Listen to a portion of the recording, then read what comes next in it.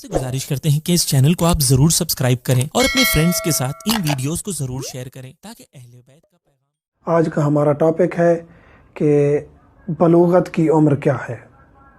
बालिग लड़की 9 साल की बालिग हो जाएगी और लड़का 15 साल का बालिग होगा। और ये बलूगत की उम्र हम अंग्रेज़ी सालों से नहीं गिनेंगे। अगर पहली ज़िलहज को पैदा हुआ है तो राइट 15 साल बाद लड़का पहली ज़िलहज को बालिग हो जाएगा, और लड़की अगर पहली ज़िलहज को पैदा हुई है या पहली रबीउल अव्वल को या जो भी इस्लामी तारीख़ को, राइट उसी दिन 9 साल बाद वो लड़की बालिग हो जाएगी। अंग्रेज़ी महीनों का हिसाब नहीं करेंगे क्योंकि अंग्रेज़ी साल 10 दिन ज़्यादा होते हैं इस्लामी सालों से। तो अब लड़की 9 साल की बालिग हो जाएगी, इस पर हिजाब वाजिब हो जाएगा। नमाज, रोज़ा, हज, ज़कात जो चीज़ें हैं शरीयत में वो लड़की पर वाजिब हो जाएंगी। इसी तरह लड़का 15 साल का होगा तो इस पर भी तमाम इबादत वाजिब हो जाएंगी, और नमाज भी पढ़नी वाजिब हो जाएगी, रोज़ा रखना वाजिब हो जाएगा, अगर इस्तिताअत रखते हैं तो हज वाजिब हो जाएगा, अगर माल रखते हैं तो खम्स वाजिब हो जाएगा। 9 साल की लड़की और 15 साल का लड़का। इसके बाद दूसरा हुक्म यह है कि सित्र कितना है। सित्र से मुराद छुपाना, अपने जिस्म को कितना मिकदार तक छुपाना वाजिब है। मर्द के लिए फ़कत औरतैन अरबी का लफ्ज़ है। मर्द के लिए फ़कत और फ़कत शर्मगाहें छुपाना वाजिब है, और वो मिकदार जो मर्द की है वो एक अंडरवेयर में आ जाती है। अंडरवेयर पहनना मर्द के लिए वाजिब है जिससे शर्मगाहें छुप जाती हैं, ये है वाजिब मिकदार।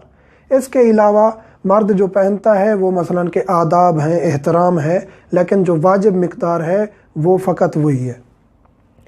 औरत के लिए, ख़ातून के लिए तमाम जिस्म छुपाना वाजिब है, फ़कत हाथ और चेहरे का ये हिस्सा जिस पर वो वज़ू करती है, फ़कत ये चेहरे का हिस्सा और हाथ कलाइयों तक, यहाँ तक वो निकाल सकती है, और पाँव नहीं निकाल सकती।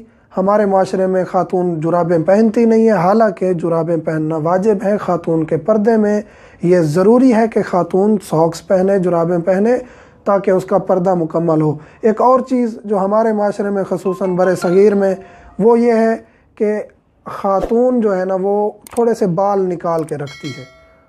ये तकरीबन पूरे आलम इस्लाम में ये बहुत बड़ा मसला बना हुआ है ख़ातून के हिजाब में, कि बाकी तमाम हिजाब मुकम्मल होता है लेकिन थोड़े से बाल निकाले हुए होते हैं। कहते हैं बालों का इतना पर्दा नहीं है, हालांकि शरीयत में बहुत ज़्यादा जो ताकीद की गई है वो बालों के पर्दे की है। तो बाल छुपाना भी वाजिब है। खुदावंद करीम हमें तौफीक अता फरमाए कि हम अपनी भी तरबियत कर सकें और अपनी ख़वातीन को भी सही हिजाब कराने की हम उनको ताकीद कर सकें। अब ये जो सत्र है, ये मसलन के मर्द की जो फ़कत औरतैन है या औरत का जो जिस्म है, ये हर मुमय्यज़ से, मुमय्यज़ वो बच्चा जो तमीज़ रखता है।